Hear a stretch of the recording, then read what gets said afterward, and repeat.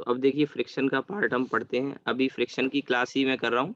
शाम को भी फ्रिक्शन की ही क्लास होगी, सेम टाइम पे होगी, ठीक है? और होपफुली 2 क्लास में हम, क्योंकि थ्योरी तो फ्रिक्शन में बहुत ज़्यादा है नहीं, क्वेश्चन्स ही हैं जिनकी प्रैक्टिस आपको करनी है। मैं वैरायटी ऑफ क्वेश्चन्स आपको कराऊँगा, ठीक है? तो उसमें आपको काफ़ी कॉन्फिडेंस आ जाएगा, बाकी प्रैक्टिस आप करते रहिए और कोई डाउट हो तो आप पूछते रहिए, ठीक है? फ्रिक्शन के बाद अगला जो टॉपिक हमारा रहेगा, वो सर्कुलर मोशन रहेगा। सर्कुलर मोशन मैंने अभी शायद बिल्कुल भी नहीं पढ़ा है, काइनेमेटिक्स, डायनामिक्स वगैरह कुछ भी नहीं पढ़ा है शायद, मुझे ऐसा याद है, और वर्क, पावर, एनर्जी उसके बाद। और इधर पैरेलल में फिर से हम गॉस लॉ जो चल रहा था उसके एग्ज़ाम्पल पहले मैं फ्रिक्शन करा देता हूँ, क्योंकि संडे के टेस्ट में फ्रिक्शन तक आ रहा है। तो फ्रिक्शन और फिर गॉस लॉ को कंटिन्यू करेंगे। एक क्लास में गॉस लॉ जैसे चल रहा था, वो ये वाला इलेक्ट्रोस्टैटिक्स, और एक में ये। तो चलिए फ्रिक्शन। तो देखिए फ्रिक्शन में अब बेसिक कुछ बातें मैं पहले आपको बता चुका हूँ। जब मैंने 4-5 तरह के फ़ोर्स बताए थे, तो उसमें फ्रिक्शन का ओरिजिन कैसे होता है, और 2 व्यू हैं, ओल्ड व्यू और मॉडर्न व्यू। ओल्ड व्यू में रफनेस कारण बताया था, और मॉडर्न व्यू में इंटरमॉलिक्यूलर इंटरैक्शन बताया था, ठीक है? तो एक बात तो ये मैंने आपको पीछे बताई थी। दूसरा फ्रिक्शन के कुछ टाइप्स बताए थे। फ्रिक्शन के जैसे टाइप्स हैं, उनमें 3 टाइप हैं, काइनेटिक फ्रिक्शन, स्टैटिक फ्रिक्शन और रोलिंग फ्रिक्शन। स्टैटिक की मैक्सिमम वैल्यू को हम लिमिटिंग फ्रिक्शन भी कहते हैं। ये बात भी मैं पीछे आपको इंट्रोडक्शन फ्रिक्शन का जब मैंने दिया था, 5 फोर्सेस बताए थे जिसमें tension, weight, spring force, gravitational force और फ्रिक्शन। वहाँ मैं आपको इंट्रोडक्शन में ये बातें बता चुका हूँ। तो वो बेसिक चीज़ें जो बता दी थी, अब दोबारा नहीं डिस्कस करेंगे।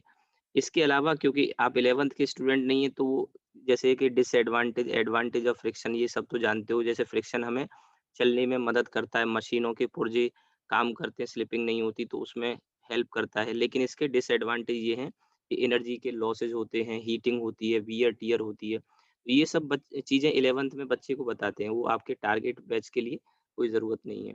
या फ्रिक्शन को कैसे हम रिड्यूस कर सकते हैं, तो उसमें ऑयल लगा के और पाउडर स्प्रे करके, ग्रीजिंग करके, बॉल बियरिंग यूज़ करके, जैसे बॉल बियरिंग होती है मशीन की पुर्जों में, तो उससे फ्रिक्शन को हम रिड्यूस कर सकते हैं। और काइनेटिक या स्लाइडिंग फ्रिक्शन को रोलिंग फ्रिक्शन में कन्वर्ट कर देते हैं बॉल बियरिंग यूज़ करके। तो ये तो छोटी-मोटी चीज़ें हैं, ऐसे वर्बली मैंने बता दी हैं। आपको ये ना लगे कि हाँ, ये चीज़ें पढ़ाई नहीं थी, टारगेट बैच में और इस तरह के सवाल नॉर्मली कॉम्पिटिशन में नहीं पूछे जाते। वो 11th क्लास में बच्चे को बेसिक से बताना पड़ता है, बढ़िया नोट्स वगैरह। मेन है आपको बेसिक कंसेप्चुअल चीज़ें पता लगे, और जो क्वेश्चन्स हैं, वो आपको अच्छे से आएँ। और क्वेश्चन में क्या होता है, डिफरेंट डिफरेंट टाइप के क्वेश्चन मैं जैसे पढ़ाता हूँ तो कवर करता हूँ, तो उनके कॉन्सेप्ट आपको पता लग जाएँ। जैसे कि फ्रिक्शन में डबल ब्लॉक के क्वेश्चन होते हैं, वो दिक्कत करते हैं बच्चे को। तो वो मैं आगे डबल ब्लॉक वाला केस भी बताऊँगा। फिर इसमें कुछ फ्रिक्शन और सूडो फोर्स के मिक्स्ड कॉन्सेप्ट भी हम ले सकते हैं, वो क्वेश्चन भी मैं आपको बताऊँगा। ठीक है?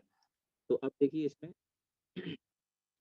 फ्रिक्शन का थोड़ा-सा मैं केवल इंट्रोडक्शन यहाँ पे लिख देता हूँ, ऑलरेडी मैं बता चुका हूँ आपको। तो it is a contact force which is electromagnetic in nature.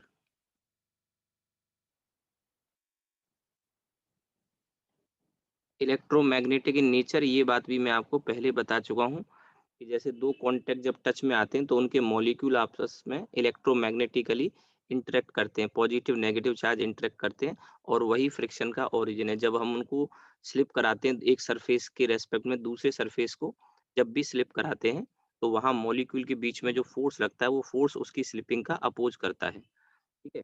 तो ये फ्रिक्शन जो है,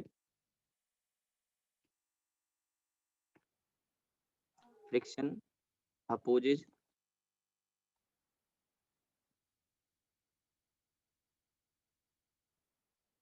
फ्रिक्शन ऑलवेज अपोजेज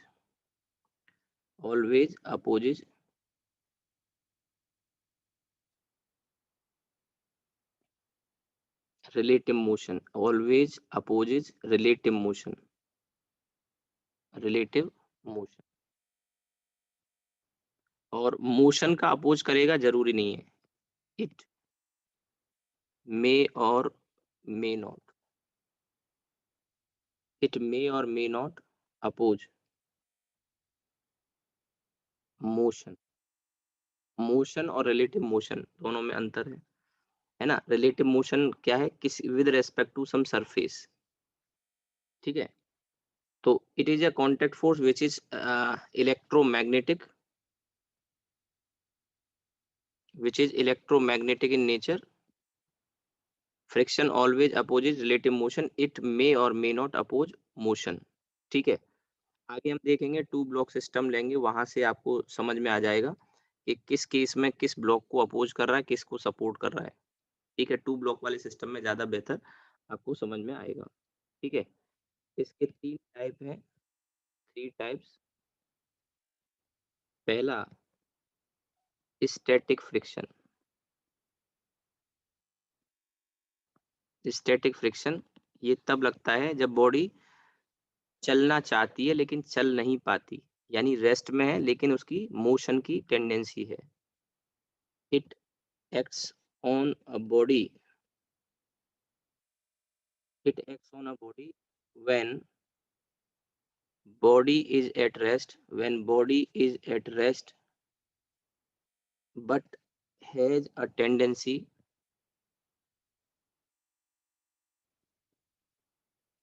टेंडेंसी यानी चलना चाहती है। जैसे आप किसी बॉडी को खींचते हैं तो ऐसा जरूरी नहीं कि वो बॉडी चल ही पाए, आप फोर्स लगा रहे हैं फिर भी खिसक नहीं रही है, तो टेंडेंसी तो है पर चल नहीं पा रही है। कौन रोक रहा है उसको? Static friction. ठीक है, और static friction self adjusting force है, it's a self adjusting force. ये बात हालाँकि मैंने पहले भी बता दी है आपको, फिर से बता देता हूँ, कुछ नए बच्चे हैं इसमें। It's a self adjusting force, ठीक है? Its value can vary from can vary from 0 to a maximum value, 0 to a maximum value. This maximum value is called limiting friction. This maximum value is called limiting friction, ठीक है? This maximum value is called limiting friction, और limiting friction FL, और ये 0 से लेके इस range में, ये स्टैटिक फ्रिक्शन को मैं FS लिख रहा हूँ, और जो लिमिटिंग फ्रिक्शन है FL। लिमिटिंग फ्रिक्शन की वैल्यू फिक्स होती है, वो सेल्फ एडजस्टिंग नहीं है, FS सेल्फ एडजस्टिंग है। तो FL जो होता है इसकी वैल्यू म्यू एन होती है, ध्यान रखिएगा, म्यू एन। इसमें म्यू एस को कोफिशिएंट ऑफ फ्रिक्शन कहते हैं। Mu S is called coefficient of friction,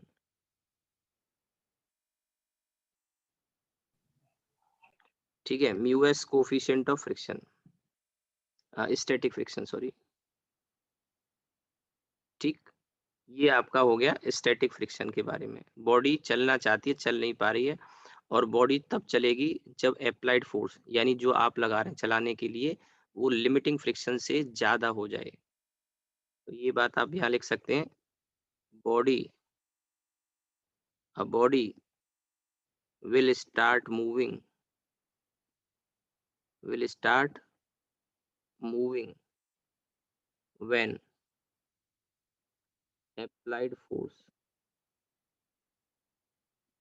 F, applied force F is greater than FL। Limiting friction से जब ज्यादा हो जाएगा तो बॉडी चल पड़ेगी, फिसलना शुरू कर देगी, ठीक है?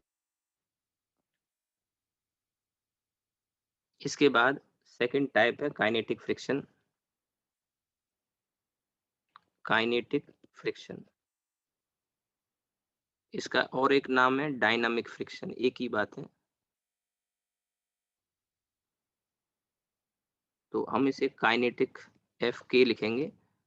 काइनेटिक फ्रिक्शन या डायनामिक फ्रिक्शन तब लगता है जब कोई body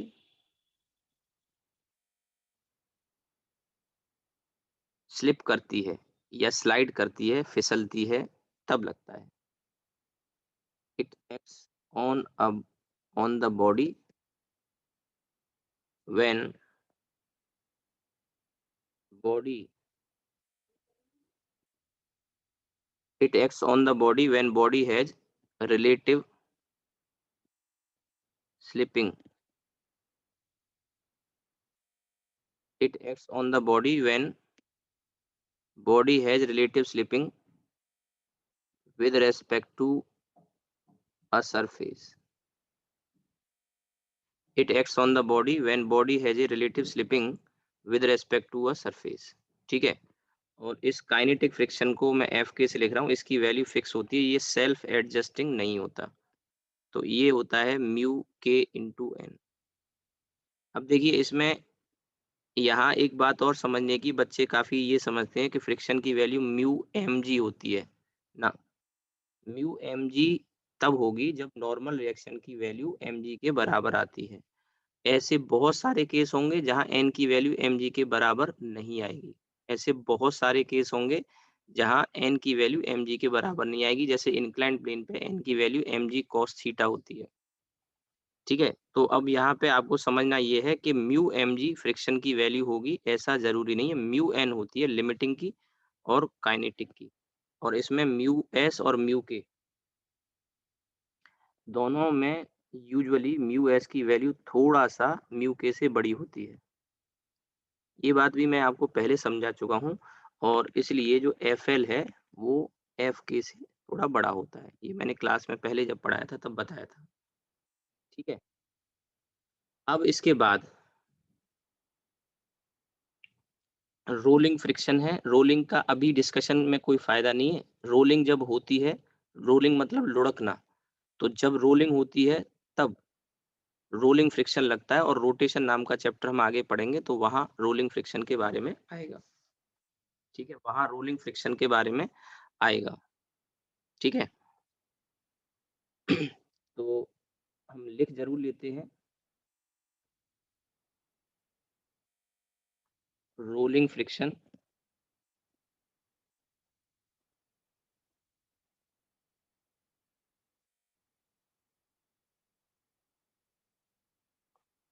it acts on the body, it acts on the rolling body। ठीक है? आगे डिस्कस होगा नेक्स्ट रोटेशन में, बस अभी इतना ही लिखने की ज़रूरत है। इसका कोई फ़ॉर्मूला फिक्स नहीं है, डिपेंड करता है बॉडी किस तरह की है और हॉरिजॉन्टल सरफेस पे रोल कर रही है बॉडी या फिर इंक्लाइंड प्लेन पे रोल कर रही है या आप उसको फ़ोर्स लगा के पुल कर रहे हैं, तो रोलिंग फ्रिक्शन का कोई फ़ॉर्मूला फिक्स नहीं है। इंक्लाइंड प्लेन पे भी बॉडी टू बॉडी वेरी करता है, वो आगे जब आएगा तब मैं आपको बताऊँगा। ठीक है? It act on the rolling body. ठीक है? अब देखिए इसके बाद ये सारे लेक्चर मैं अपलोड भी करता हूँ, अगर आप कंफर्टेबली मान लो कनेक्ट नहीं हो पाते हैं, कोई दिक्कत नहीं, आप वहाँ से भी सर थोड़ा ऊपर है सर, सही कर देना सर, स्क्रीनशॉट लेना है सर। हाँ, ले लो और ऊपर करूँ? हाँ सर, और ठीक है ऊपर ठीक है ठीक है, करना। बस बस सर यहीं से सर।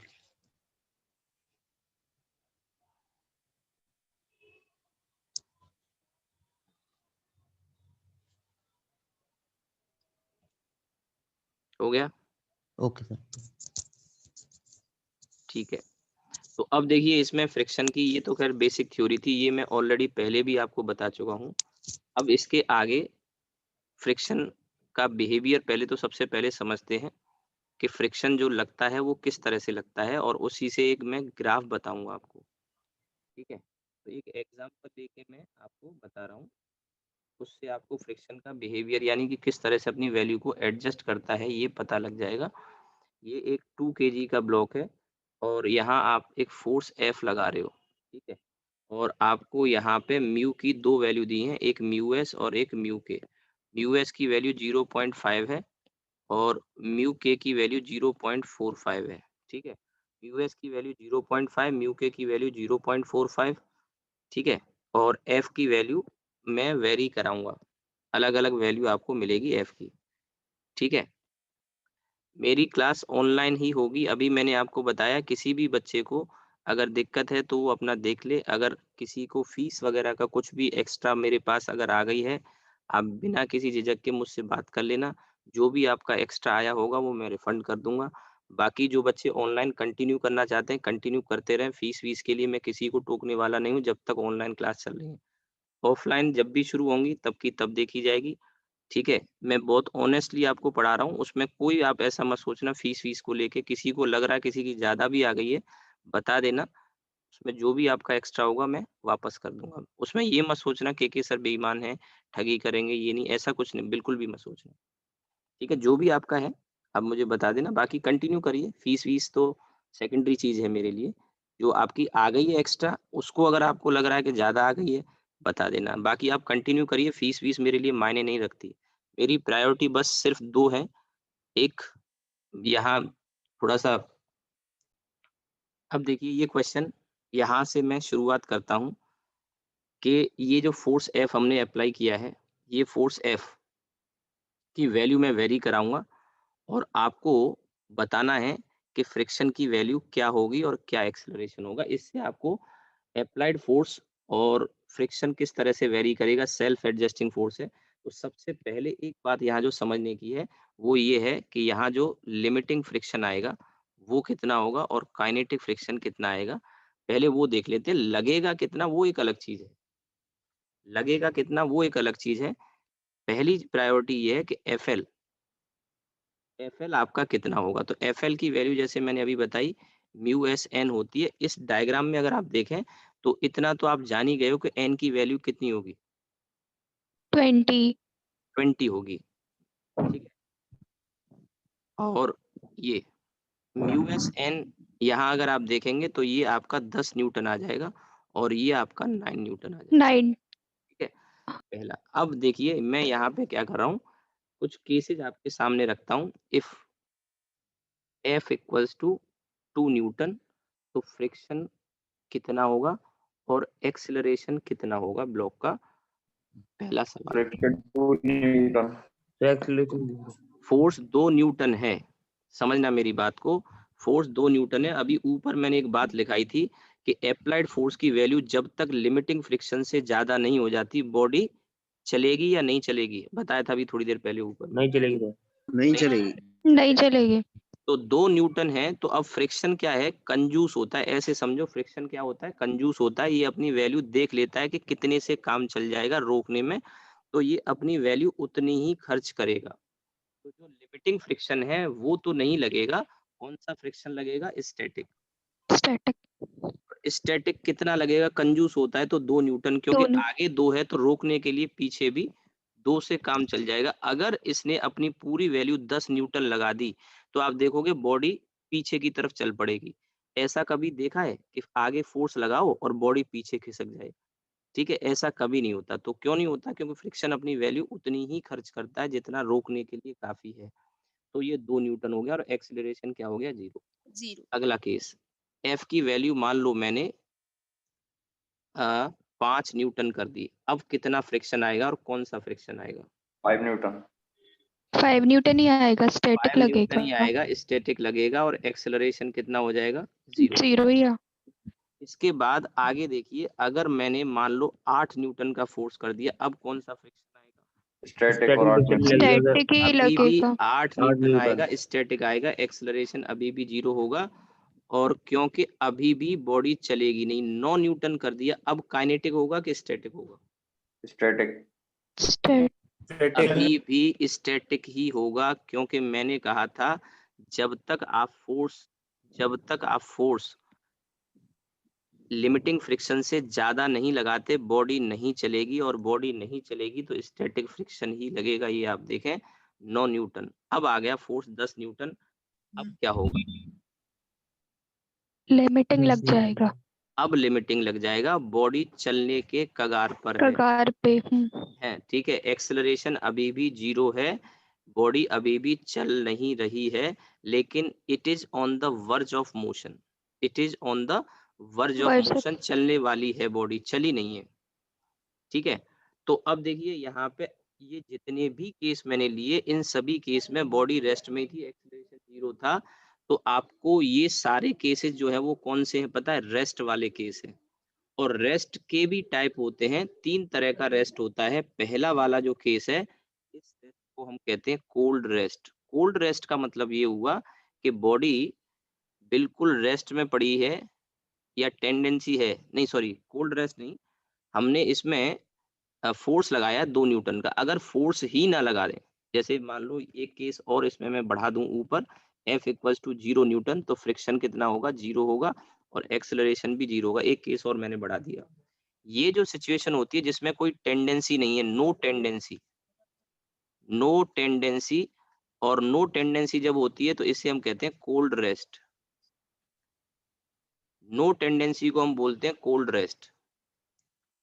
इसके बाद ये जो 4 केस हैं, ये 4 केस जो हैं, ये वाले, ये 4 केस ऐसे हैं जिसमें बॉडी की टेंडेंसी है, लेकिन श्योर है कि बॉडी नहीं चलेगी, क्योंकि जो फोर्स हमने लगाए हैं वो लिमिटिंग फ्रिक्शन से कम ही लगाए हैं। तो यहाँ इस तरह का जो रेस्ट होता है इसे कहते हैं कंफर्टेबल रेस्ट। इसे हम कहते हैं कंफर्टेबल रेस्ट। और ये वाला जो केस होता है इसे कहते हैं हम इम्पेंडिंग रेस्ट। इम्पेंडिंग रेस्ट का मतलब बॉडी चलने के कगार पर है, on the verge of motion.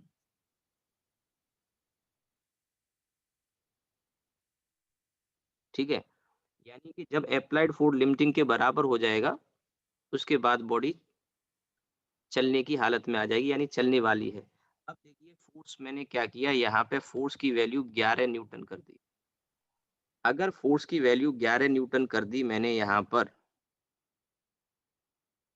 Force की वैल्यू मैंने 11 न्यूटन कर दी, तो अब मुझे बताइए फ्रिक्शन कौन सा लगेगा, बॉडी चलेगी कि नहीं चलेगी? जी काइनेटिक। चलेगी, काइनेटिक लग जाएगा। 9 न्यूटन काइनेटिक लगेगा। और अब क्या मैं कह सकता हूँ एक्सेलरेशन होगा? जी यस सर। सर।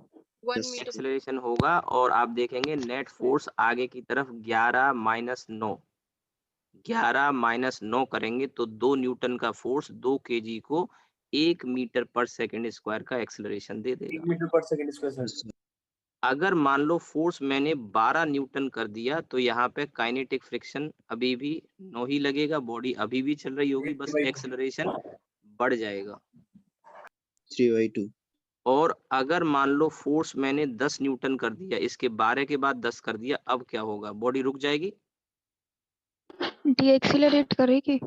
नहीं, ये देखो तो ध्यान दो, अभी 12 जब न्यूटन था उस समय बॉडी चल रही थी, कुछ वेलोसिटी थी, लेकिन जैसे ही आपने 10 किया बॉडी अभी भी मोशन में, यानी काइनेटिक फ्रिक्शन तो अभी भी लग रहा होगा 9 न्यूटन का। अभी मुझे बताओ बॉडी डी एक्सेलरेट कर रही है कि एक्सेलरेट कर रही है? एक्सेलरेट कर रही है लेकिन एक्स राइट। अभी भी एक्सेलरेट कर रही है, और एक्सेलरेशन हाफ मीटर पर सेकंड स्क्वायर का है। समझो मेरी बात को, जैसे ही आपने, मैंने इसी के वैल्यू को चेंज किया, कंफ्यूजन होगा, वो कंफ्यूजन दूर होना चाहिए। 12 न्यूटन आपने मान लो फोर्स लगाया, उस समय एक्सेलरेट कर रही थी, वेलोसिटी थी, मोशन था, काइनेटिक लग रहा था। आपने क्या किया, फोर्स को एकदम से 10 कर दिया, एकदम से 10 कर दिया, लेकिन बॉडी तो मोशन में थी, इसका मतलब अभी भी काइनेटिक लग रहा होगा। यहाँ कुछ बच्चों को कंफ्यूजन होगा कि 10 न्यूटन आएगा। देखो दो सिचुएशन देखना, एक ये वाली और एक ये वाली, दोनों में अंतर क्या है? यहाँ बॉडी में 10 न्यूटन जब लगाया था तो बॉडी चली नहीं थी, लेकिन यहाँ पहले से मोशन में होने की वजह से काइनेटिक फ्रिक्शन लग रहा है, 10 न्यूटन नहीं लगेगा काइनेटिक, और आगे 10 पीछे 9, तो नेट एक्सेलरेशन हाफ का आएगा, यानी बॉडी अभी भी चल रही होगी। एक्सेलरेशन कम हुआ है इसका ये मतलब नहीं होता, ध्यान दीजिएगा, कि इसकी वेलोसिटी कम हो रही है। एक्सेलरेशन कम है इसका मतलब वेलोसिटी का जो बढ़ने का रेट है वो कम है, वेलोसिटी के बढ़ने का रेट, यानी पहले 1 मीटर पर सेकंड स्क्वायर था, इसका मतलब 1 सेकंड में 1 मीटर पर सेकंड का इंक्रीमेंट हो रहा था। फिर 3/2 हुआ तो 1 सेकंड में 1.5 मीटर पर सेकंड का इंक्रीमेंट हो रहा था, लेकिन यहाँ आधा मीटर पर सेकंड का ही इंक्रीमेंट हो रहा है। ये मतलब होता है, कुछ बच्चे ये सोचते हैं, कंफ्यूजन होता है कि एक्सेलरेशन कम हो रहा है इसका मतलब बॉडी डी एक्सेलरेट कर रही है, नहीं, स्पीड अभी भी बढ़ रही है लेकिन बढ़ने का रेट कम हो गया है, ऐसे समझो इसको। अब आप देखो कि फोर्स एफ की जो वैल्यू है वो मैंने 9 न्यूटन कर दी, अब क्या होगा? फोर्स एफ की वैल्यू 9 न्यूटन कर दी, अब क्या होगा? F के बराबर 9। एफ के अभी भी लगेगा क्योंकि मोशन तो अभी भी है और पहली बार एक्सेलरेशन 0 हुआ। V maximum. और Maximum इस velocity. समय वेलोसिटी का बढ़ना बंद हो गया, तो इस समय वेलोसिटी क्या होगी? मैक्सिमम। मैक्सिमम। बढ़ना बंद हुआ है, ठीक है। इसके बाद आगे देखिए, एफ की वैल्यू मान लो मैंने 8 न्यूटन कर दी और कम करता गया। अब बताओ स्टैटिक लगेगा कि काइनेटिक लगेगा? स्टैटिक। Static. अभी भी काइनेटिक लगेगा, अभी भी काइनेटिक लगेगा। यही बात समझनी है, इसमें खास पॉइंट है। देखो 9 न्यूटन तक बॉडी मोशन, सुनो सुनो, 9 न्यूटन तक बॉडी मोशन में थी, ठीक है। 9 न्यूटन तक बॉडी मोशन में थी। अब जैसे ही 9 से आपने 8 किया, जैसे ही 9 से 8 किया, ठीक है ना, जैसे ही 9 से 8 किया आपने, क्या होगा? क्या बॉडी एकदम से रुक जाएगी? मोशन में सर तो अभी भी थी। डिएक्सेलरेशन होगा सर। हाँ, ये जो एक्सेलरेशन है, एफ की वैल्यू 8 न्यूटन है। इस एफ की वैल्यू 8 न्यूटन होते ही काइनेटिक फ्रिक्शन तो अभी भी लग रहा है, क्योंकि बॉडी मोशन में, ध्यान दें। लेकिन अब फ्रिक्शन पीछे की तरफ है। और ध्यान रखना, मैंने एक बात बोली थी कि फ्रिक्शन कंजूस होता है, तो कंजूस स्टैटिक वाला होता है, काइनेटिक की वैल्यू फिक्स होती है। Kinetic friction is not self adjusting. ये बात आप यहाँ पे चाहें तो लिख सकते हैं, ये बात आप यहाँ लिख सकते हैं, it's not self adjusting. Kinetic की वैल्यू फिक्स होती है, it's not self adjusting force, ठीक है। तो एफ की वैल्यू 8 न्यूटन, एफ के 9 न्यूटन। अब यहाँ से रिटार्डेशन स्टार्ट होगा, body all of a sudden नहीं रुकेगी, बट यहाँ से अब स्लो डाउन होना शुरू हो जाएगी और कुछ देर के बाद रुक जाएगी। 8 न्यूटन लग रहा है, लेकिन स्टैटिक नहीं लगेगा, लिमिटिंग नहीं लगेगा, क्योंकि बॉडी मोशन में है, एकदम से थोड़ी रुक जाएगी। तो धीरे धीरे स्लो डाउन यहाँ से स्टार्ट हो जाएगा। अब रिटार्डेशन हाफ का आ गया। और इस तरह से अब देखिए, ये जो मैंने इतने सारे केसेस जो बताए ना, वो एक ग्राफ को बताने के लिए बताए। वो ग्राफ पूछ लिया जाता है। आपने देखा शुरुआत में कि जैसे जैसे मैं फोर्स को बढ़ा रहा था, जैसे जैसे मैं फोर्स को बढ़ा रहा था, वैसे वैसे फ्रिक्शन की वैल्यू बढ़ती जा रही थी। तो फ्रिक्शन मैंने यहाँ लिया, एफ यहाँ लिया, ये इंपॉर्टेंट ग्राफ है। तो हम एफ, जैसे जैसे एफ अप्लाइड फोर्स है और एफ स्मॉल वाला वो फ्रिक्शन है, कैपिटल एफ अप्लाइड फोर्स। तो आपने देखा कि फ्रिक्शन की वैल्यू बढ़ती जाती है एक सर्टेन वैल्यू तक, और वो सर्टेन वैल्यू क्या थी? एफ एल, ठीक है। उसके बाद जरा सा भी आप इस फोर्स को बढ़ाते हो, अप्लाइड फोर्स को जरा सा बढ़ाते हो, एकदम से फ्रिक्शन की वैल्यू कम हो जाती है। आप देखिए यहाँ पे, देखिए ये लिमिटिंग फ्रिक्शन के बाद काइनेटिक फ्रिक्शन आ गया। तो और उसके बाद काइनेटिक फ्रिक्शन की वैल्यू वही बनी हुई है 9। यानी आप फोर्स को 11 12 भी लेके गए, कम भी किया, ज्यादा भी किया, लेकिन काइनेटिक फ्रिक्शन की वैल्यू फिक्स है। यानी मैं ये कहना चाहता हूं कि अब अगर आप अप्लाइड फोर्स को बढ़ा भी दोगे ना, अब अगर आप अप्लाइड फोर्स को बढ़ा भी दोगे, कम भी कर दोगे, बढ़ा भी दोगे, कम भी कर दोगे, तो भी फ्रिक्शन की वैल्यू में चेंज नहीं आएगा, फ्रिक्शन कांस्टेंट हो जाएगा। और ये वाला जो फ्रिक्शन है, इस फ्रिक्शन को हम कहते हैं क्या? Kinetic friction. ये ग्राफ पूछ सकता है, ये अच्छा वो है केस। एक बात और इसमें, जैसे ये ग्राफ तो आपको मिल जाएगा, लेकिन मैं एक पॉइंट जो बता रहा हूँ, ये नॉर्मली किताबों में नहीं दिया होता। ये एंगल कोई बता सकता है मुझे, ये वाला एंगल कितना होगा? 45. 45। क्यों 45 होगा? क्योंकि दोनों दोनों वैल्यू, एफ की और एफ की वैल्यू हमेशा बराबर है, यहाँ तक बराबर है। तो जब बराबर है तो ये वाली वैल्यू और ये वाली वैल्यू दोनों क्या होंगी? बराबर होंगी, ठीक है। तो अब देखिए इसमें, ये एंगल आपका 45, तो ये एंगल भी पूछ सकता है आपसे। तो एक तो सबसे पहले ये ग्राफ आप बना लें।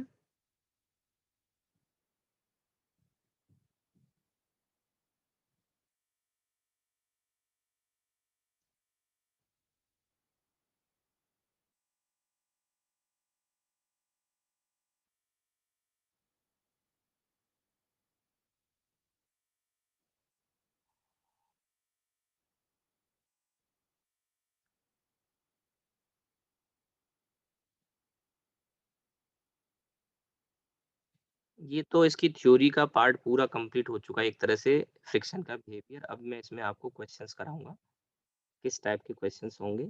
एक दो चीजें और भी इसमें बताने की, एंगल ऑफ रिपोज और एंगल ऑफ फ्रिक्शन, वो भी मैं बता देता हूँ, फिर इसमें क्वेश्चंस करेंगे हम।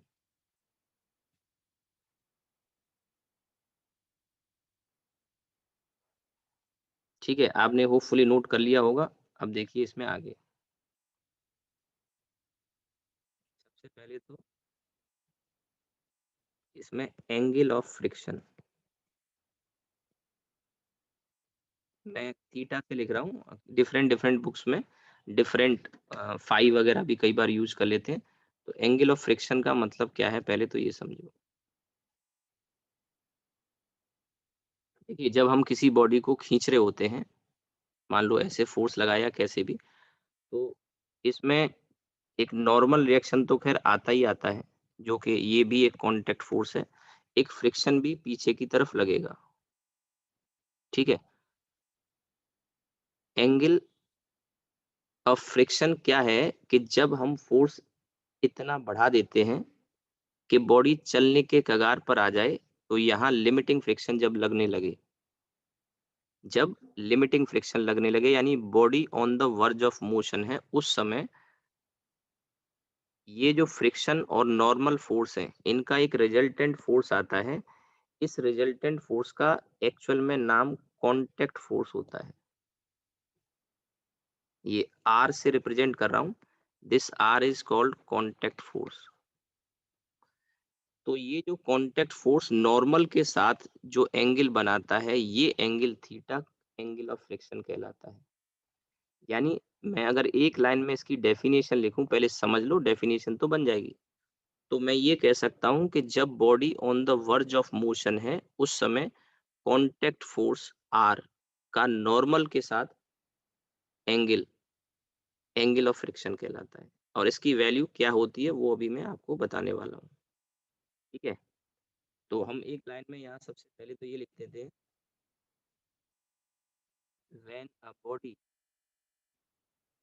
is on the verge of motion,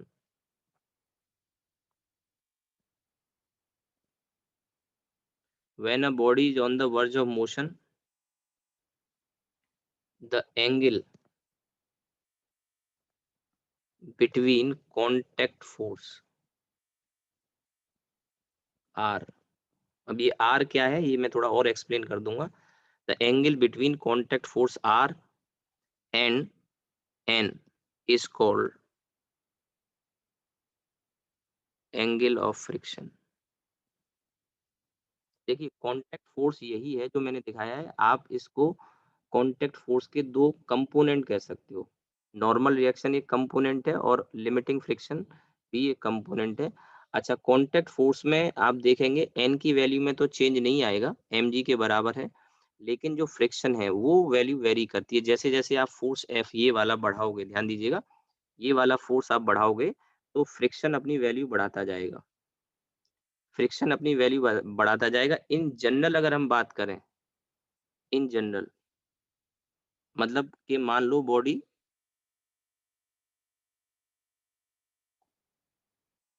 यहाँ पे रखी हुई है और आपने कोई फोर्स लगाया और सपोज करो इतना फोर्स नहीं है, कंफर्टेबल रेस्ट वाला फोर्स है। यानी कि फोर्स तो आपने लगाया बट वो इस समय स्टैटिक फ्रिक्शन लग रहा है। तो आप देखेंगे स्टैटिक फ्रिक्शन और नॉर्मल, इन दोनों का जो रिजल्टेंट आएगा वो इधर आएगा। तो ये भी कांटेक्ट फोर्स है। ठीक है, ये भी कांटेक्ट फोर्स है। बट ये जो वैल्यू आई है इस केस में, तो सबसे पहले ये जो कांटेक्ट फोर्स है आर, इसकी वैल्यू अगर लिखने को कहा जाए तो आप कह सकते हैं under root N square plus F S square.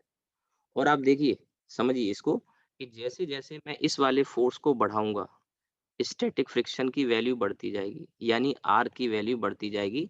ठीक है, आर की वैल्यू बढ़ती जाएगी और आर की वैल्यू मैक्सिमम कितनी हो सकती है, वो इस केस में हो सकती है जब body on the verge of motion है। तो आर की वैल्यू मैक्सिमम अगर मैं पूछूं आपसे, तो आप कह सकते हैं कि sir N square plus F L square, ये मैक्सिमम है।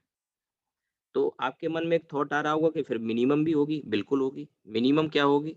तो मिनिमम में आप फोर्स जो अप्लाइड एफ लगाया था वो मत लगाओ। तो जब वो फोर्स आप नहीं लगाओगे तो स्टैटिक फ्रिक्शन लगेगा ही नहीं। तो उस केस में आर की वैल्यू आप देखेंगे एफ एस जीरो हो जाएगा। एफ एस जीरो हो जाएगा जब आप इसको बॉडी को चला ही नहीं रहे हैं, कोल्ड रेस्ट वाली सिचुएशन है। और मैक्सिमम कब आएगा? इम्पेंडिंग रेस्ट में।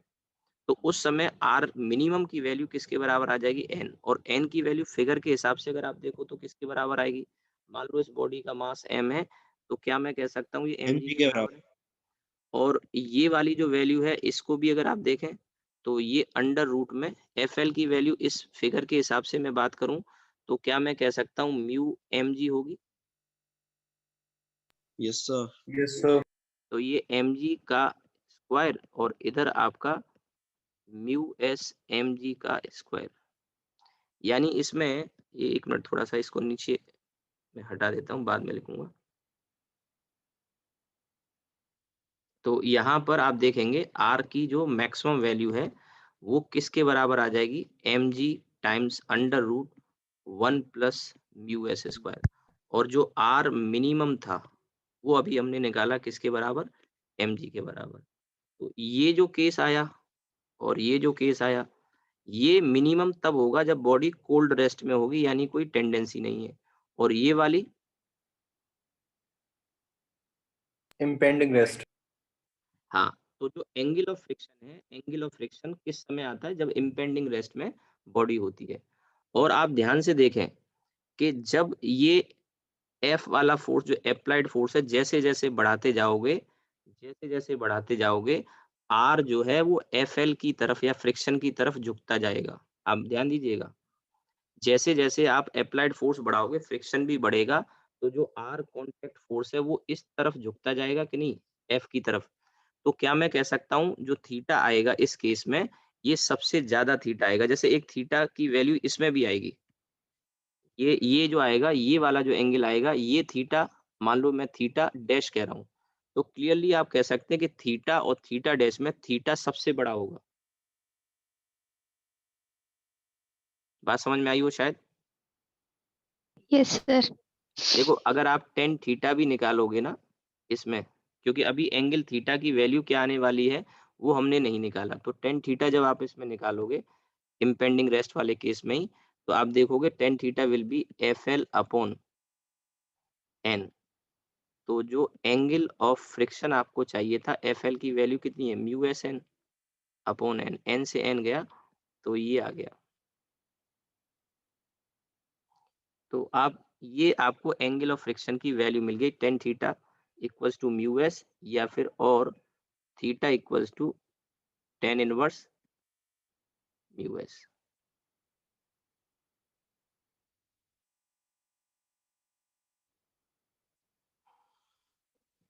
ठीक है,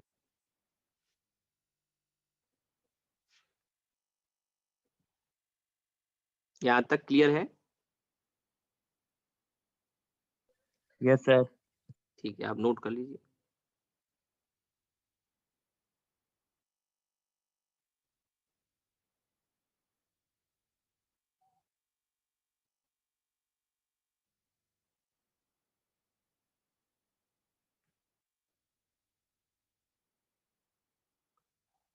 ये हो गया आपका एंगल ऑफ फ्रिक्शन। इसी के जैसा एक और सेम फॉर्मूला आता है और वो होता है आपका एंगल ऑफ रिपोज। वो भी थोड़ा जान लेते हैं, क्वेश्चन में काम आ जाता है, एंगल ऑफ रिपोज।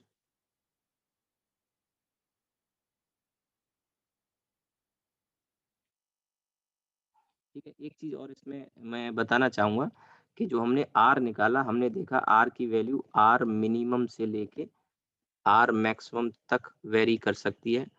और आर मिनिमम हमने देखा कि ये एम जी के बराबर आया, और जो आर मैक्सिमम है वो M G times under root 1 plus mu S. ये क्वेश्चन पूछ लेगा, यही क्वेश्चन पूछ लेगा जो मैंने लिखा है अभी, कि जो कॉन्टैक्ट फोर्स आर है, ठीक है, उस कॉन्टैक्ट फोर्स आर की वैल्यू किस रेंज में वेरी करती है।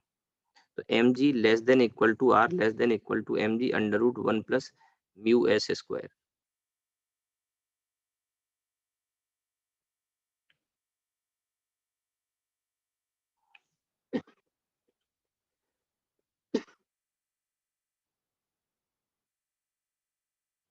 ठीक है, अब ये इसके बाद एक और इसी से रिलेटेड चीज है, वो है थ्योरी के पार्ट में एंगल ऑफ रिपोज।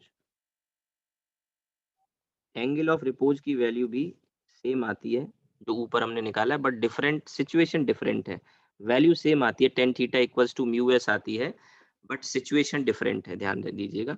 मैं एंगल ऑफ रिपोज को भी लिख तो थीटा ही रहा हूँ, अलग किताबों में किसी एक को थीटा एक को फाई बोल देते हैं, मैं थीटा ही लेके चल रहा हूँ।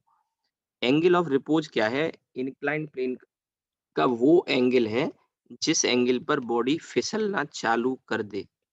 जैसे एक इंक्लाइंड प्लेन है और वहां इंक्लाइंड प्लेन पे आपने एक बॉडी को रख दिया, तो वो कम से कम एंगल जिस पर बॉडी की स्लिपिंग स्टार्ट हो जाए, that angle is called angle of repose. तो it is the minimum angle, it is the minimum angle of inclined plane, it is the minimum angle of inclined plane at which slipping of the body starts on inclined plane। ठीक है, it is the minimum angle of inclined plane at which slipping of the body start on inclined plane। ठीक है, अब देखिए ये यहाँ inclined plane पे body रखी है, एंगल को आप थोड़ा थोड़ा बढ़ाते गए तो एक समय वो आता है, एंगल थीटा को बढ़ाते जाओ जब बॉडी फिसलना चालू कर देगी। तो अब सवाल ये है कि बॉडी जब फिसलना चालू करेगी तो कौन-कौन से फोर्सेस वगैरह लग रहे होंगे, कौन इसे खींचने की कोशिश करेगा नीचे और कौन इसे रोकने की कोशिश करेगा। तो सबसे पहले यहाँ पे कौन-कौन से फोर्स हैं उनके बारे में देखें तो नॉर्मल फोर्स है, एक आपका mg है, ठीक है? ये 2 तो हैं ही, और mg का एक कंपोनेंट डाउन द इंक्लाइन आ जाएगा, ये मैं पहले भी बता चुका हूँ, mg sin थीटा, और एक ये आपका mg cos थीटा। एक mg sin थीटा और एक mg cos theta. mg sin theta, mg cos theta, ये 2 कंपोनेंट आ गए, ठीक है? अब mg sin थीटा इसे नीचे खींचेगा और इसे रोकने के लिए फ्रिक्शन ऊपर लगेगा। मैंने आपको बताया कि जब तक खींचने वाला फोर्स या एप्लाइड फोर्स की वैल्यू लिमिटिंग फ्रिक्शन से ज़्यादा ना हो जाए, बॉडी चलेगी नहीं। तो बिल्कुल चलने के कगार पर है, तो लिमिटिंग फ्रिक्शन लग रहा है, ठीक है? और लिमिटिंग फ्रिक्शन की जो वैल्यू होती है, मैंने कहा हमेशा म्यू एन होती है। म्यू यहाँ कोफिशिएंट ऑफ स्टैटिक फ्रिक्शन है, ठीक है? म्यू आपको दिया, अब म्यू एस म्यू के हमने देखिए म्यू ही लिख रहे हैं, वो अगर दोनों डिफरेंट दिए होंगे तो क्वेश्चन में दे देगा वो। एफएल की वैल्यू म्यू एन है, ठीक है? और अगर हम यहाँ से देखें तो एफएल की वैल्यू म्यू एन है, एक बात। दूसरी बात, एन की वैल्यू अगर हम देखें, बॉडी इंक्लाइन प्लेन के परपेंडिकुलर डायरेक्शन में फोर्स बैलेंस हो रहेंगे, तो ये mg cos थीटा के बराबर आएगा। और बॉडी चलने के कगार पर आ गई, तो मैं ये कह सकता हूँ mg sin थीटा को फ्रिक्शन बैलेंस कर रहा होगा जस्ट, और बस अगर हमने हल्का सा भी इसको चेंज कर दिया, मतलब थीटा को थोड़ा सा भी बढ़ा दिया, बॉडी खिसकना फिसलना चालू कर देगी। तो in the limit mg sin theta fl के बराबर है, यानी mg sin theta is equal to mu N, यानी mg sin theta equals to mu mg cos theta, ठीक है? अब ये दोनों कैंसिल हो गए, तो यहाँ से म्यू की वैल्यू आ गई tan थीटा। अब जो म्यू मैंने यहाँ लिखा है, ध्यान दें, क्योंकि लिमिटिंग फ्रिक्शन हमने लिया है, तो ये म्यू एस है, ये म्यू एस है और ये म्यू एस है। और ऊपर वाला जो केस हमने अभी देखा था एंगल ऑफ फ्रिक्शन वाला, उसमें भी म्यू एस ही था। तो angle of repose mu S tan theta, या फिर आप theta equals to tan inverse mu S कह सकते हैं। अब देखिए ये फैक्ट बहुत काम आएगा। कई बार क्वेश्चन में आपको इंक्लाइंड प्लेन में म्यू की वैल्यू थीटा की वैल्यू गिवन होती है और वहां एक ब्लॉक रखा होता है, उसका एक्सेलरेशन पूछ लेता है। तो आप इक्वेशन की डिटेल में न जाके सीधे ये चेक कर लो कि tan थीटा म्यू एस से कम है कि ज्यादा है। जस्ट बराबर के केस में तो बॉडी रेस्ट में रहेगी। अगर tan थीटा कम हुआ, ध्यान देना, tan थीटा की वैल्यू मैं लिखा दूंगा, tan थीटा की वैल्यू म्यू एस से कम हुई तो बॉडी वहीं रुकी रहेगी, और अगर tan थीटा की वैल्यू म्यू एस से ज्यादा हो गई तो बॉडी फिसल जाएगी। दो केस है, ठीक है? तो यहाँ हम चाहें तो ये बात लिख सकते हैं, case first, if tan theta is less than और इक्वल टू म्यू एस। और दूसरा case, case 2, if tan theta greater than mu S. तो if tan theta less than mu s, body will remain at rest on inclined। और इस case में acceleration क्या हो जाएगा? जीरो हो जाएगा। एक्सेलरेशन क्या हो जाएगा? जीरो। एक और सवाल इसमें पूछा जाता है जिसको लेके बच्चा कंफ्यूज होता है कि बताओ फिर फ्रिक्शन कितना लगेगा? बता सकते हो? काइनेटिक होगा, स्टैटिक होगा, लिमिटिंग होगा इस केस में, पहले वाले में? Sir static. स्टैटिक होगा। और स्टैटिक की वैल्यू कितनी होगी ये पूछ लेता है कई बार। mg sin थीटा के बराबर। mg sin थीटा के बराबर, क्योंकि मैंने बताया था फ्रिक्शन कंजूस होता है, अपनी वैल्यू उतनी खर्च करेगा जितना बॉडी को रोकने के लिए काफी है, उतनी खर्च करेगा जितना बॉडी को रोकने के लिए काफी है। तो mg sin थीटा तो नीचे लग रहा है, तो यहाँ फ्रिक्शन स्टैटिक होगा और इसकी वैल्यू mg sin थीटा के बराबर होगी। दो सवाल इसमें, ये एक और दो पूछ लेते हैं। अब इसमें अगर हम पूछें कि tan theta greater than mu, तो पक्का बॉडी अब तो चलेगी। Body will slip on inclined plane। Body will slip on inclined plane। inclined plane पे बॉडी फिसलेगी। अगर फिसलेगी तो जाहिर सी बात है एक्सेलरेशन आएगा और फ्रिक्शन आएगा। तो सबसे पहले एक्सेलरेशन देखने से पहले फ्रिक्शन को देखें। काइनेटिक होगा क्योंकि बॉडी फिसल रही है, और काइनेटिक की वैल्यू मैंने कहा म्यू एन होती है, और इस केस में म्यू के एन की वैल्यू क्या मैं mg cos थीटा कह सकता हूँ? Yes sir. दो सवाल ये पूछ लिए जाते हैं, क्वेश्चन थ्योरी में ही मैं बता रहा हूँ। अब एक्सेलरेशन कितना होगा फिर इसमें, क्योंकि सर बॉडी म्यू फिसल रही mg है। cos theta minus mg sin theta upon m। देखो, बॉडी में मैंने कहा tan थीटा बड़ा है तो बॉडी स्लिप करेगी नीचे ही, जाहिर सी बात है नीचे जाएगी। तो बड़ा कौन होगा? mg sin थीटा बड़ा होगा कि नहीं होगा? Yes sir. अब mg sin थीटा बड़ा हो जाएगा फ्रिक्शन की और वैल्यू से, और फ्रिक्शन काइनेटिक फ्रिक्शन ये ऊपर जो लिखा हुआ है म्यू के mg cos थीटा, इससे बड़ा हो जाएगा। कितना बड़ा हो जाएगा? इतना। और डिवाइडेड बाई m कर देंगे हम, तो एक्सेलरेशन आ जाएगा। बोलिए। तो ये आ गया आपका g sin theta minus mu cos theta, mu के cos थीटा। m से m चला जाएगा, g कॉमन ले लिया। ये मैं आपको एक एडवाइस दूंगा कि टाइम बचाना हो अगर एग्जाम में तो इसे याद कर लेना। इसमें दो बातें होंगी। अगर कभी ऐसा होता है कि ये नीचे फिसल रहा है, तो एक कॉमन सेंस लगाओगे कि mg sin theta mu mg cos theta से बड़ा होगा। तो यहाँ एक्सेलरेशन जो आएगा वो g कॉमन लेके sin थीटा माइनस म्यू के cos थीटा कर लेंगे। कभी कभी ऐसी सिचुएशन भी आ जाती है जिसमें जैसे आपने नीचे से इंक्लाइंड प्लेन पर ब्लॉक प्रोजेक्ट कर दिया।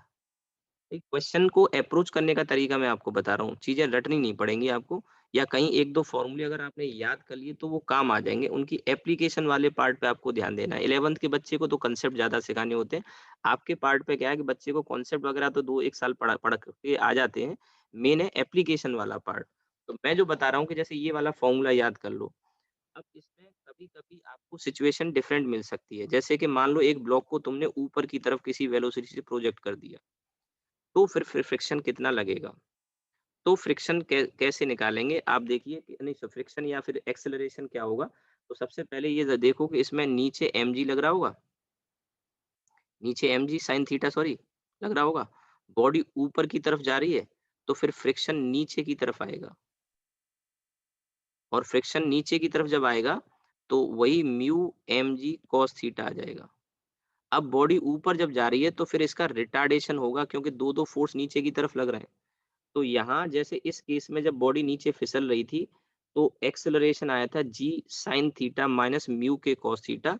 इस केस में इसी में समझ लो, बस ये छोटी छोटी चीजें माइंड में आपके। तो इस केस में एक ही वैल्यू अगर आप लिखोगे इस केस में, तो यहाँ बीच में जो माइनस का साइन आ रहा है यही क्या हो जाएगा? प्लस। आपको मेरी बात समझ में आई? Yes, sir. ठीक है। अब बॉडी ऊपर की तरफ जा रही है और ऊपर की तरफ जा रही है तो फ्रिक्शन नीचे की तरफ लगेगा, उसका मोशन का रिलेटिव मोशन का अपोज होगा। तो आप गौर करिए कि mg sin थीटा और म्यू mg cos थीटा दोनों नीचे की तरफ होंगे, तो अब जो फोर्स आपने यहाँ माइनस किया था ये वाला फिर क्या हो जाएगा, प्लस हो जाएगा। तो इतना सा चेंज आप माइंड में अगर सोच के चलेंगे तो आप आसानी से कर पाएंगे चीजों को, और कुछ कैलकुलेशन आपकी काफी हद तक रिड्यूस हो जाएंगी, ये कैलकुलेशन आप अगर माइंड में करते हैं। बात समझ में आ गई? तो ये जैसे मान लो मैं इसे ए डैश कह रहा हूँ, तो इस केस में ए डैश की वैल्यू हो जाएगी g times sine theta plus mu k cos theta. ठीक है, ए डैश लिखा है, उसको ए लिखा है। आई थिंक यहाँ तक बात समझ में आ गई होगी। Yes, sir. ठीक है, अब देखिए मैं इसमें थ्योरी का पार्ट ऑलमोस्ट कवर हो गया। इसमें डिफरेंट डिफरेंट टाइप के क्वेश्चंस वगैरह पूछे जाते हैं, वो मैं कुछ क्वेश्चंस और करा देता हूँ, आपकी प्रैक्टिस हो जाएगी।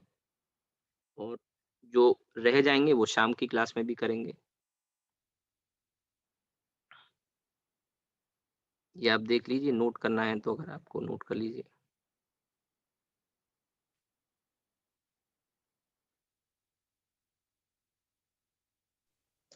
थोड़ा ऊपर और कर देना था हल्का।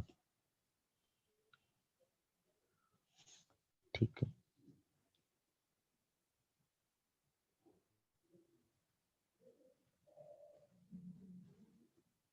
चलिए अब मैं इसमें कुछ और एग्जाम्पल आपको कराता हूँ।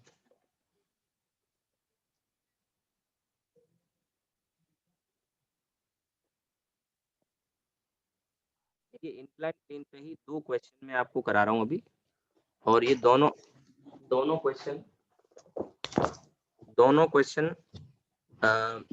जेई मेन में आ चुके हैं, और दोनों दोनों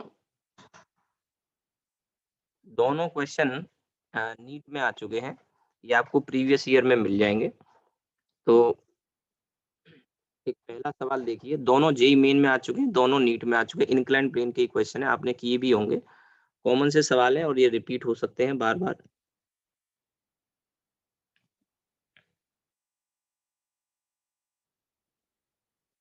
ठीक है, तो पहला क्वेश्चन क्या है इसमें कि एक इंक्लाइन प्लेन है स्मूथ, और सेम एंगल का एक दूसरा इंक्लाइन प्लेन है रफ, सेम एंगल का है रफ, और इसकी जो वैल्यू है वो म्यू, कोफिशिएंट ऑफ फ्रिक्शन की। ठीक है, कोफिशिएंट ऑफ फ्रिक्शन की वैल्यू म्यू है, वही बतानी है क्वेश्चन में। अब इसमें है क्या कि यहाँ एक मास हमने m और इसमें भी एक मास m जब हम छोड़ते हैं, एक मास m और दूसरा मास भी m जब हम यहाँ छोड़ते हैं, तो पहले वाले केस में जब ये फिसल के आता है तो टाइम t1 लेता है मान लीजिए, और दूसरे वाले केस में टाइम t2 लेता है। तो जाहिर है रफ है तो उसमें धीरे धीरे आएगा फिसल के, तो सेकंड वाले केस में टाइम ज्यादा लगेगा। तो क्वेश्चन क्या था, मैं थोड़ा बिल्कुल हूबहू क्वेश्चन नहीं लिख रहा हूँ, मैं पहले एक्सप्लेन कर रहा हूँ, फिर आप उसको सॉल्व करके बता सकते हैं आंसर क्या आएगा। तो सेकंड केस में जो टाइम लगा T2 नीचे फिसल के आने में, वो फर्स्ट केस से n टाइम्स ज्यादा है, तो म्यू की वैल्यू आपको बतानी थी क्वेश्चन में। ठीक है, तो अब देखिए क्या है, द टाइम T2, मैं अपनी लैंग्वेज में लिखा रहा हूँ क्वेश्चन को, the time T2 taken by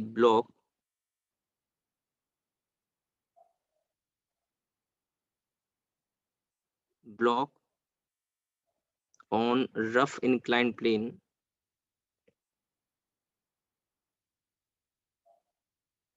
is n times the time taken, n times the time t1 taken in slipping on smooth inclined plane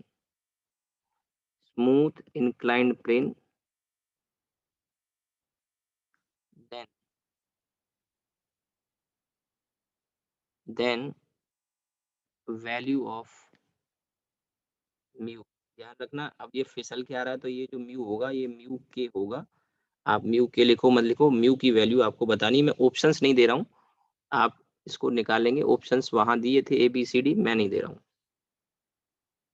then value of mu के।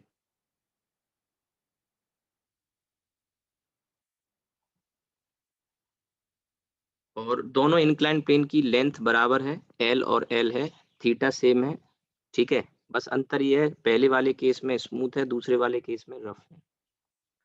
अब देखिए स्मूथ इंक्लाइन प्लेन पर कभी भी अगर फिसलता है तो इस केस में जो एक्सेलरेशन आता है A1 मान लो मैं कह रहा हूँ, और इस केस में अभी मैंने बताया A2 टाइप का। तो स्मूथ इंक्लाइन प्लेन पे जब फिसल के आएगा तो यहाँ अगर कोई फिसला सकता है तो वो केवल और केवल कौन है, mg sin थीटा। और अगर mg sin थीटा इसको फिसलाएगा तो m के मास को A1 का एक्सेलरेशन देगा, तो इंक्लाइन प्लेन पे A1 की वैल्यू g sin थीटा होगी कि नहीं होगी। ये भी आप एक तरह से Yes. याद रखोगे तो फायदे में रहोगे। और A2 की वैल्यू क्या होगी इस केस में, अभी ऊपर मैंने बताया A2 sin theta minus ये mu जो cos theta. ये Minus mu. लिखा हुआ है आपके सामने ऊपर। अब जब फिसल के आएंगे तो ये तो आपको देख के समझ में आ गया होगा कि इनके एक्सेलरेशन दोनों की वैल्यू कांस्टेंट है, अलग अलग है लेकिन कांस्टेंट है। तो हम इसको फिसलने के लिए जो टाइम लगा वो टाइम जब हम निकालेंगे तो फॉर्मूला हम s equals to ut plus half A T square लगा सकते हैं कि नहीं। भाई डिस्टेंस हमने l क्वेश्चन में इंक्लाइन प्लेन की लेंथ बराबर l दे दी है और रेस्ट से ही चले होंगे, तो s equals to ut plus half A T square लगा सकते हैं कि नहीं लगा सकते, बताइए।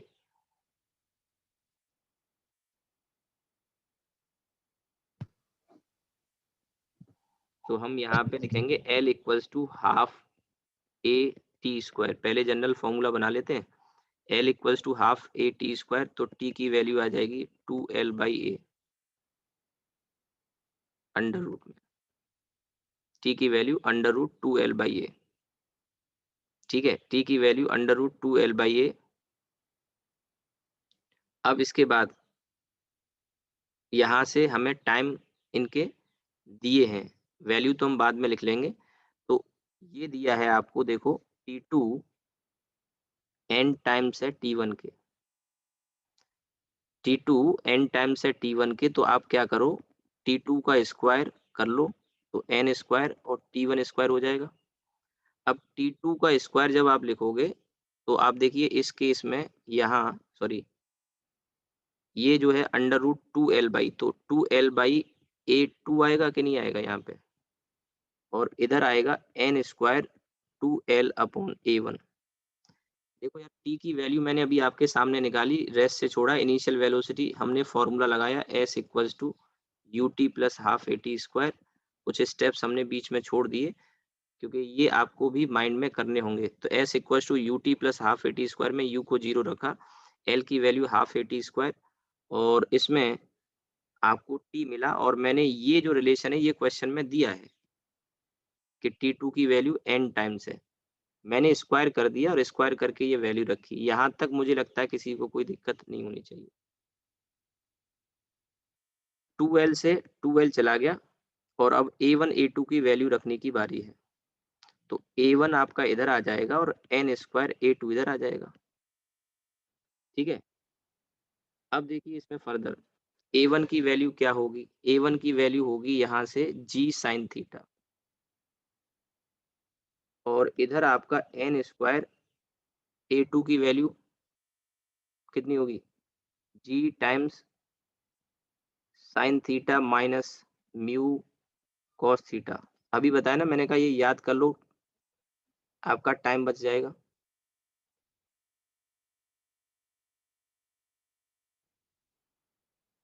ठीक है, ये आगे फिर आप सॉल्व कर लोगे। ये आ गया आपका साइन थीटा, इधर एन स्क्वायर साइन थीटा और माइनस म्यू एन स्क्वायर, ये म्यू म्यू के ही है, कॉस थीटा। ठीक है, आपको क्वेश्चन में म्यू निकालना है तो म्यू को आप इधर ले आइए, mu N square sine theta n square minus 1 sin theta upon n square cos theta. n square minus 1 sine theta, और बाकी नीचे ये आ जाएगा आपका n स्क्वायर साइन थीटा, नहीं सॉरी थोड़ा गलत हो गया, कॉस आएगा, Yes sir. ये स्टेप गलत लिख दिया मैंने, ये कॉस आएगा और ये कॉस वाला जो टर्म है वो नीचे चला गया, ठीक है, ये जो टर्म था कॉस वाला ये नीचे आ जाएगा यहाँ पे, तो ये आ गया आपका n square cos theta, Cos theta. ठीक है, ये म्यू की वैल्यू आ गई, म्यू आ गया n square minus 1 sine theta upon n square cos theta. अब जैसे मैं आपको बताऊं, जो नीट में जेईई मेन में क्वेश्चन आया था वहां थीटा की वैल्यू 45 डिग्री दे रखी थी, 45, ठीक है, तो आप समझ सकते हैं साइन 45 कॉस 45 वो वाला टर्म कट जाएगा आपका, तो म्यू की वैल्यू आ गई। अभी हम इसको थीटा के टर्म्स में इतना ही लिखेंगे, ये क्वेश्चन आ चुका। दूसरा क्वेश्चन मैं कराता हूँ आपको, सेकंड वाला, किसी भी बच्चे को यहाँ तक कोई डाउट हो तो आप बताओ।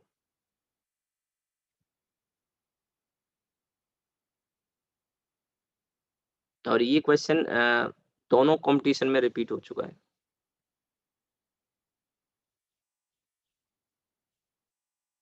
हो गया यहाँ तक? Yes sir. चलिए ठीक है।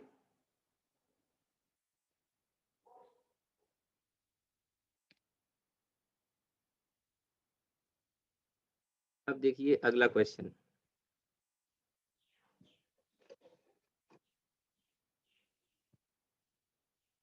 अगला क्वेश्चन ये था इंक्लाइंड प्लेन का ही।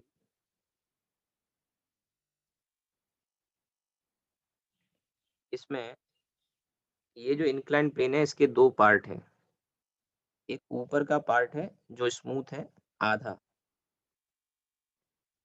आधा पार्ट इसका स्मूथ है ऊपर वाला, इनकी लेंथ मान लो x और x दे रखी है, जबकि इसका जो नीचे वाला जो पार्ट है आधा, एग्जैक्ट आधा है, ये रफ है, ठीक है। ये एंगल कुछ दिया है क्वेश्चन में थीटा टाइप का, और यहाँ टॉप से एक ब्लॉक को छोड़ा जाता है।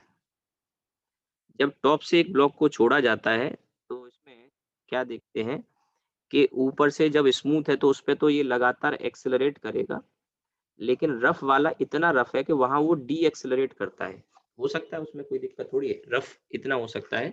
तो इसमें क्वेश्चन ये है कि ऊपर से हमने रेस्ट से छोड़ा और जब बॉटम में पहुंचा तो भी रेस्ट में पहुंचा, बॉटम में जब पहुंचा तो भी रेस्ट में पहुंचा, तो आपको इसका म्यू की वैल्यू और जो थीटा की वैल्यू है उसको रिलेट करना था। मैं बता देता हूँ ऑप्शन क्या थे।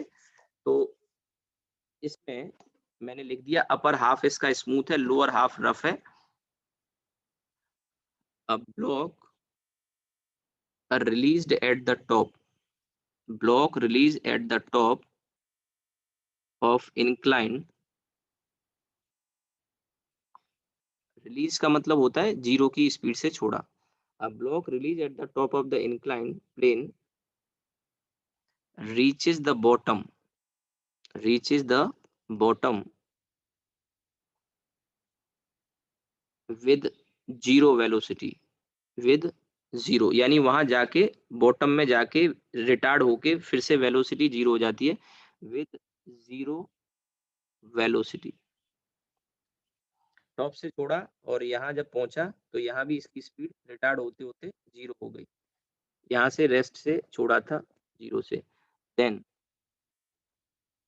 म्यू इज इक्वल टू, और चार ऑप्शन थे, ए बी सी और डी, और ये ऑप्शन है 2 sine phi, 2 cos phi, 2 tan phi और 10 फाई, ऐसे कुछ ऑप्शंस दिए थे।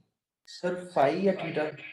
हाँ सॉरी, मैं वो एक्चुअली वो वाले क्वेश्चन में फाई ही दिया था, तो कोई बात नहीं, हम यहाँ चेंज कर लेते हैं, थीटा की जगह फाई कर लेते हैं।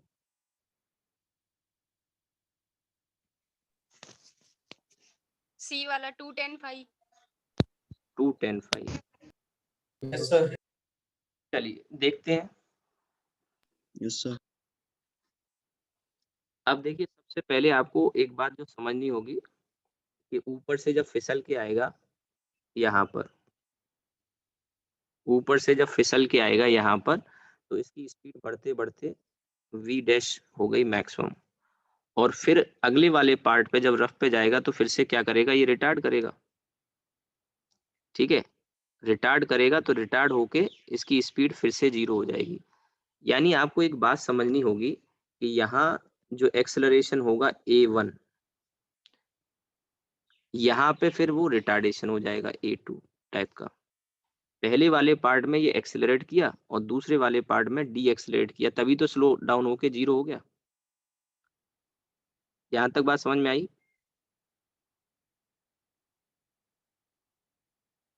पहले वाले sir. पार्ट में एक्सेलरेट करेगा, दूसरे वाले में डी एक्सेलरेट करेगा। तो वैसे तो मैंने काइनेमेटिक्स में एक ट्रिक बताई थी आपको कि अगर यहाँ पे डिस्टेंस सेम हो, अगर याद आए तो, नहीं तो मैं करके भी दिखा दूंगा। ये डिस्टेंस सेम हो और u और v के ये सेट सेम हो तो एक्सेलरेशन बराबर आते हैं, और नहीं तो इनका इनवर्स का रिलेशन होता है। एक बार काइनेमेटिक्स में ट्रिक बताई थी आपको, याद Yes, Yes, sir. sir. है ना? Yes, sir, याद है sir. ये डिस्टेंस अगर बराबर हैं तो ये a1 a2 बराबर होंगे, क्योंकि ये देखो मैं क्या कहना चाह रहा हूँ, जो बच्चे नए हैं वो भी इसमें देख लें, उन्होंने अगर काइनेमेटिक्स की क्लास नहीं करी होगी, तो ये वेलोसिटी 0 और ये वेलोसिटी v, फिर अगले वाले सेट में उल्टा हो गया, यही वेलोसिटी v और फिर फाइनल वाली 0। अगर ऐसा वेलोसिटी का सेट मिल जाता है फर्स्ट हाफ और सेकेंड हाफ में, और डिस्टेंस अगर बराबर होते हैं, तो एक्सेलरेशन और रिटार्डेशन की वैल्यू भी बराबर आती है। और अगर मान लो डिस्टेंस यहाँ एक, ये सपोज करो ये x होता, ये 2x होता, तो फिर एक्सेलरेशन इनवर्स के रिलेशन में आते हैं। कहने का मतलब ये है कि ये फिर A2 2a A1 by होगा 2 हो जाता है और सर. ये a होगा। समझ लो जो नए बच्चे हैं, तो मैं करके भी दिखा दूंगा। और ये अगर 3x है और ये मान लो x है, तो फिर एक्सेलरेशन ये वाला 3a ये होगा और और ये a होगा। ये हुआ. ऐसा हमेशा के लिए ट्रू है। और ये हम छोटी सी इक्वेशन बना के कर भी सकते हैं इस बात चीज को। इक्वेशन कैसे बनाएंगे, आप ये वाला फॉर्मूला लगाओ, पहले वाले हाफ मान लो इसका नाम है a, इसका नाम है b और इसका नाम है c। तो ए बी पार्ट के लिए आप लगाओ v square equal to U square plus 2s। तो यहाँ v की जगह v डैश हो गया, u 0 हो गया और 2a1 इंटू एक्स हो गया। ठीक है, ये फर्स्ट इक्वेशन। इसी तरह से BC पार्ट के लिए, तो BC पार्ट में जब आप लगाएंगे तो ये आ जाएगा v square equals to U square plus 2as, ये 0, u की जगह v डैश माइनस, अब रिटार्डेशन हो रहा है, और 2a2x। ठीक है, ये सेकंड इक्वेशन आ गई। और इसको अगर हम लिखेंगे तो ये 2a2x। ध्यान से देखो, ये v डैश स्क्वायर है, ये भी v डैश स्क्वायर है, तो दोनों को जब हम बराबर करेंगे, ध्यान देना, दोनों को बराबर करेंगे फ्रॉम 1 एंड 2, 1 और 2, तो 2a1x बराबर हो जाएगा 2a2x के। अब ये 2 तो क्या चला गया, आप यहाँ पे समझो कि a1x is equal to a2x। x इस केस में तो कट जाएगा, लेकिन अगर वैसे आप देखो थोड़ी देर के लिए मान लो ये x ना होके x1 x2 होते, ध्यान देना, थोड़ी देर के लिए लिखना मत इसको, मैं जो कह रहा हूँ उस पे, मान लो ये x1 होता, ये x2 होता, तो a1 अपॉन a2 बराबर होता x2 अपॉन x1 के। मैं जो आपको बताना चाह रहा हूँ ये बताना चाह रहा हूँ कि a और x में इनवर्स का रिलेशन आता है, वही मैंने ऊपर आपको बताने की कोशिश करी। अभी ये यहाँ क्योंकि बराबर हैं, तो a1 और a2 भी बराबर हो गए। अगर डिस्टेंस डबल ट्रिपल होते तो एक्सेलरेशन उसके इनवर्स के रेशियो में होते, या एक्सेलरेशन अगर मान लो डबल ट्रिपल के रेशियो में होते तो डिस्टेंस उसके इनवर्स के रेशियो में होते। ये बात समझने की है। और ये अगर आप समझते हो ना, तो ये जो कैलकुलेशन इतनी हमने करी है ये वाली, ये कैलकुलेशन आपकी बच जाती। ये कैलकुलेशन, ये और ये चीज मैं काइनेमेटिक्स में सिखा चुका हूँ, क्वेश्चन जब कराए थे। ये कैलकुलेशन बच जाएगी, आपका टाइम बच जाएगा। एग्जाम में मेन चीज टाइम ही तो है, क्योंकि हमारे लिए हमको क्वेश्चन बहुत सारे आते हैं, बस स्कोर हमारा कम रह जाता है। उसका कारण कुछ गलतियां हो जाती हैं, या फिर उसमें ये रहता है कि अ, हमारे लिए टाइम कम पड़ जाता है। अब टाइम कम पड़ता है तो उसके लिए हमें फिर कुछ ट्रिक्स सीखनी पड़ेंगी। तो अब मैंने जैसे ये बता दिया, फिलहाल अभी इसमें ये वाली चीज मैं यहाँ से थोड़ा फिगर में हटा देता हूँ। अगर आपको लग रहा है काम का तो आप इसका स्क्रीनशॉट ले लो, क्योंकि मैंने जो बोला है उसको दिमाग में रखना है, ये लिखा हुआ है फिर बाद में समझ में नहीं आएगा। तो ये कैलकुलेशन यहाँ से फिर A1 और A2 बराबर हो गए। तो अगर आपको ये पता हो ना, तो आप क्वेश्चन की शुरुआत यहाँ से कर सकते हो, A1 इक्वल्स टू A2 से स्टार्ट कर सकते हो। 2 मिनट और लूँगा, आज की क्लास को फिर रोकेंगे। A1 और A2 अब बराबर होंगे, तो A1 की वैल्यू तो मैं आपको बता चुका हूँ थोड़ी देर पहले ही, और A2 की वैल्यू भी बता चुका हूँ। सिर्फ 2 लाइन में आप आंसर निकाल सकते थे। मैंने कहा डी वाला ये ऑप्शन जो भी आ रहा हो देख लेंगे। मैंने कहा सी ये कैलकुलेशन, ये वाली कैलकुलेशन आपकी बच जाएगी। फिर आप यहाँ से स्टार्ट कर सकते थे, A1 इक्वल्स टू A2 और इनकी वैल्यू रख दो।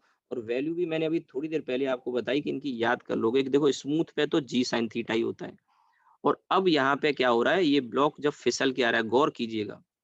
अब इसमें थोड़ा सा ध्यान देने की जरूरत है। यहाँ रिटार्ड हो रहा है तो 2 फोर्स यहाँ पे होंगे, ध्यान देना।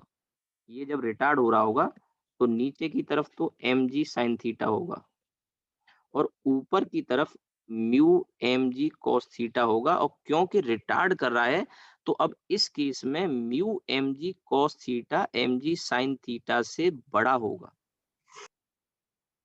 तो ये जो इक्वेशन है इसमें थोड़ा सा चेंज करना पड़ जाएगा हमको।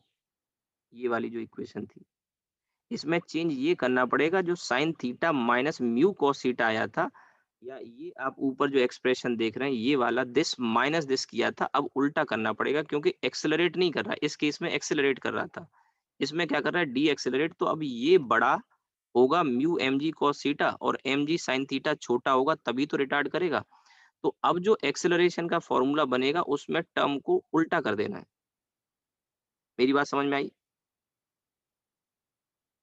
मेरी बात समझ में आई? Yes sir. ठीक है, बस तो इतना इतना सा यहाँ पे करना है। तो ये आपका हो जाएगा फिर म्यू टाइम्स जी, सॉरी जी तो कॉमन आ जाएगा, जो म्यू का टर्म है वो पहले आ जाएगा और साइन वाला जो टर्म है वो बाद में आ जाएगा, क्योंकि रिटार्डेशन हो रहा है। अब ये बड़ा होगा this minus this upon M करके। ठीक है भाई, और दोनों हमने बराबर कर दिए। मैंने कहा था आप यहाँ से स्टार्ट करोगे, ये रखो और सीधे फिर आपका आंसर आ जाएगा। तो अब आप यहाँ से देख सकते हैं ये आपका 2 साइन थीटा हो गया और इधर आपका म्यू के कॉस थीटा हो गया। तो म्यू के पूछा था मैंने, तो ये 2 tan थीटा, अच्छा थीटा लिख दिया मैंने। अब वही सब गड़बड़, बार बार कहीं थीटा कहीं फाई, एक काम करते हैं ये थीटा ही कर लो तुम, क्योंकि अब कैलकुलेशन में हटाना पड़ेगा। तो ये आ गया म्यू के की वैल्यू म्यू tan थीटा। तो सही आंसर कौन सा हो गया आपका, सी वाला। ठीक है, चलिए आज रुकते हैं। शाम को और एग्जाम्पल इसमें मैं कराऊंगा। फ्रिक्शन की थ्योरी तो इतनी ही है, आप कहीं भी सर्च कर लेना। क्वेश्चन है इसमें डिफरेंट डिफरेंट कॉन्सेप्ट्स के। अभी इसमें मैं पहले अभी आसान ही करा रहा हूँ। इसमें मेन जो टफ पार्ट आता है वो आता है डबल ब्लॉक वाले क्वेश्चन में।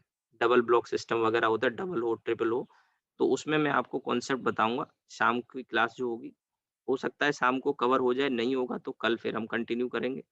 ठीक है, चलिए रुकते हैं आज फिर। Okay sir. Thank you sir. Electrostatics अभी पहले मैं ये कवर कर लेता हूँ संडे के टेस्ट तक, और थैंक यू सर। या तो आज शाम की क्लास में हो जाएगा यानी कल हो जाएगा। फिर इलेक्ट्रोस्टैटिक्स तो जैसे चल रहा था अल्टरनेट चलाते रहेंगे। ठीक है, टेस्ट की वजह से मैंने ये टॉपिक थोड़ा कंटिन्यू कर लिया।